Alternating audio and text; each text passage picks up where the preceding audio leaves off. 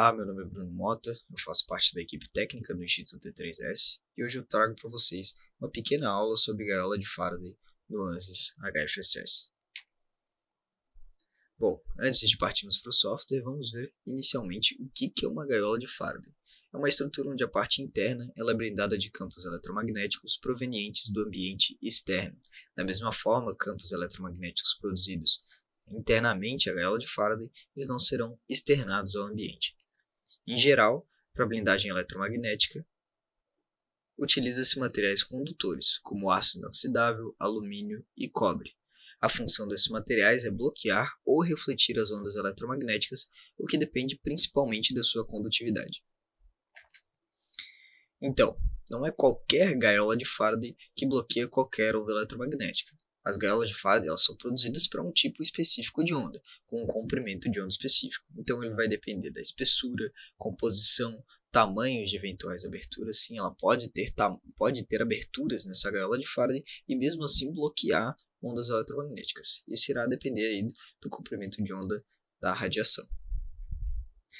Aqui eu trouxe dois exemplos, um exemplo proposital, que é o micro-ondas. Então, dentro do micro-ondas são produzidas ondas eletromagnéticas e essas ondas elas não são externadas ao ambiente, justamente porque a gente tem uma gaiola de Faraday feita ali dentro.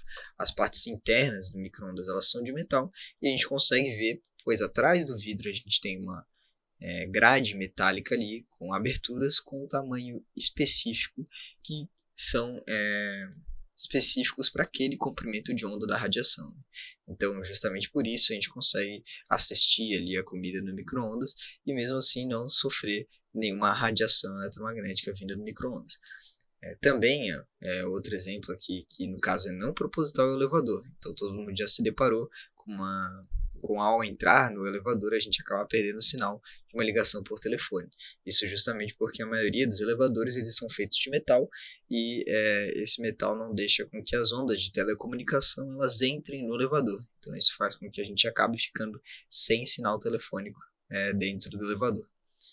Agora vamos partir para o ANSYS HFSS, trabalhar um pouco com gaiola de Faraday.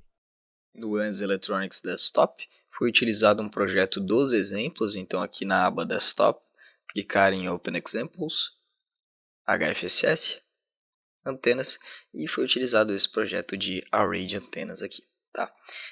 Inicialmente foi simulado ele da forma que estava, então aqui expandindo esse projeto, ele já foi simulado. A gente pode ver aqui em Results o diagrama de radiação desse Array de antenas, inclusive a gente pode plotar ele no modelador aqui, e ver basicamente o funcionamento dessas antenas aqui que tem uma certa defasagem entre elas aqui na estação. Aqui expandindo o Fields Overlay vamos tirar a visualização primeiro antes, que a gente pode ver a magnitude do campo elétrico atuando nessa estrutura aqui. Para a exemplificação da gaiola de Faraday, a nossa blindagem eletromagnética, foi feito outro design copiando o design existente aqui, e colocado duas estruturas. Uma estrutura aqui um invólucro nessas duas antenas e uma estrutura externa aqui sem nenhuma antena. Isso daqui seria para exemplificar a estrutura de uma gaiola de Faraday quando temos uma onda eletromagnética sendo produzida na parte interna e aqui sem uma onda eletromagnética sendo produzida na parte interna. Beleza? Para essas duas estruturas, poderia ter sido utilizado a condição de contorno de Perfect E, que seria o nosso condutor perfeito, foi utilizado para o nosso refletor aqui, dentre outras estruturas que formam as antenas de polo. Porém, como falamos dos materiais, foi utilizada uma estrutura chamada Finite Conductivity, que a gente pode estipular um material e será levado em consideração a condutividade e a permeabilidade magnética relativa desse material. Tá? Então, aqui em Boundaries, a gente pode ver essas duas estruturas estipuladas para essa caixa e para essa caixa aqui também. A gente pode estipular essa condição de contorno apenas clicando na caixa, clicando com o botão direito, selecionando Assign Boundary e Finite Conductivity. Tá? As duas estruturas são idênticas.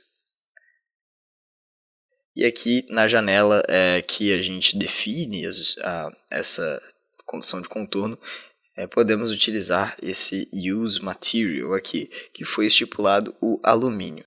Aqui tem outras configurações que poderiam ser feitas, como rugosidade do material, enfim.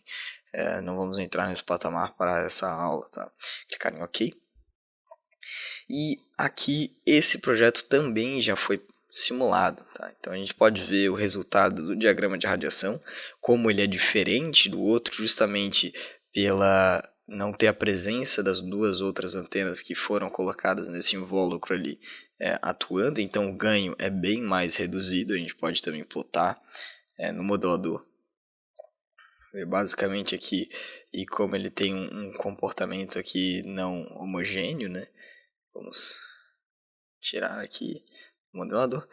E aqui também podemos ver em Fields Overlay que foi plotado o mesmo campo elétrico aqui, a magnitude dele.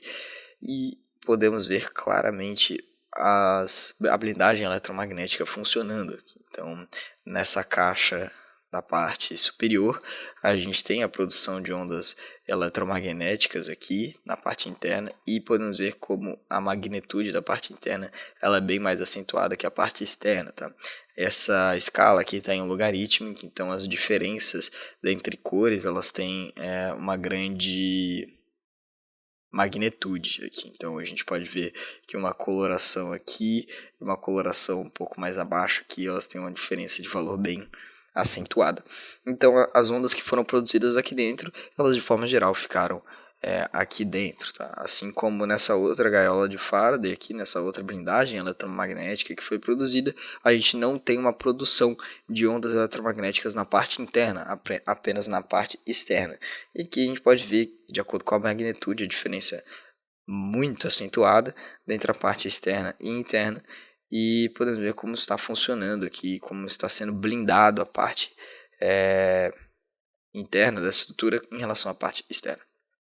Então, clicando aqui no botão direito e selecionando Animate, e Animate novamente, a gente vai fazer uma animação em relação à fase, tá?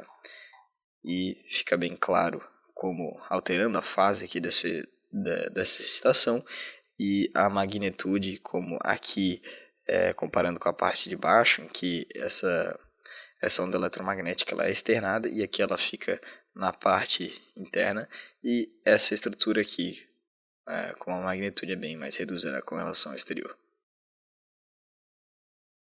Podemos finalizar aqui, fechar a animação. E bom, ficamos por aqui com essa demonstração do uso de gaiola de Faraday no ANSYS HFSS. Espero que todos tenham gostado. Se você quiser saber mais como realizar simulações eletromagnéticas, conheça os nossos cursos através do link na descrição do vídeo. Obrigado e até mais. Se quiser saber mais sobre simulação computacional, clique no link abaixo e acesse o nosso site. O Instituto E3S possui uma plataforma com mais de 30 cursos intensivos de simulação. Todos os cursos são 100% online e gravados. Link na descrição.